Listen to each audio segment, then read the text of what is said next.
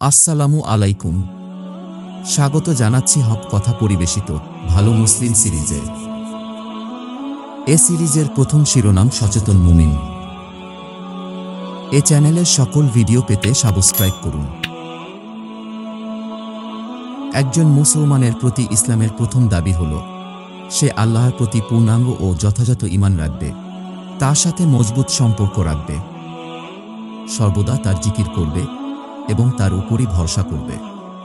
উপায় ও উপকরণ অবলম্বনের পাশাপাশি আল্লাহর নিকট সাহায্য প্রার্থনা করতে থাকবে, আর অন্তরে এ ধারণা বদ্ধমূল রাখবে যে সে যতই চেষ্টা করুক এবং যতই উপায় উপকরণ অবলম্বন করুক না কেন, সবসময় সে আল্লাহর কুদরত, সাহায্য ও সহযোগিতার মুখাপেক্ষী।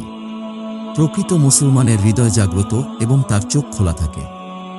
বিশাল সৃষ্টিজগতে আল্লাহর কুদরতি ব্যবস্থাপনা সম্পর্কে সে সচেতন থাকে।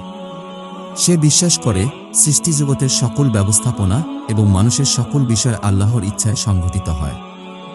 ফলে সে সর্বদা আল্লাহর জিকির করে এবং জীবনের প্রতিটি স্তরে ও সৃষ্টিজগতের প্রতিটি ক্ষেত্রে আল্লাহর অসীম কুদরতের নিদর্শন দেখতে পায়। এতে আল্লাহর প্রতি তার ঈমান ও তাওয়াক্কুল বৃদ্ধি পায় এবং সে বেশি বেশি আল্লাহর জিকির করতে থাকে। কুরআনে ইরশাদ হয়েছে, إن في خلق السماوات والأرض واختلاف الليل والنهار لآيات لأولي الألباب الذين يذكرون الله قياما وقعودا وعلى جنوبهم ويتفكرون في خلق السماوات والأرض ربنا ما خلقت هذا باطلا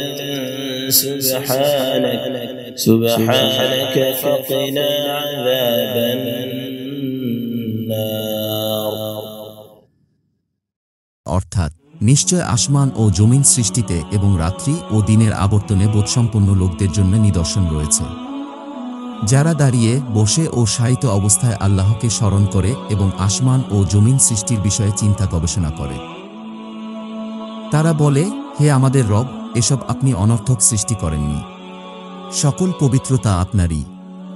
অতএব আপনি আমাদের জাহান্নামের শাস্তি থেকে রক্ষা করুন। সূরা আলে ইমরান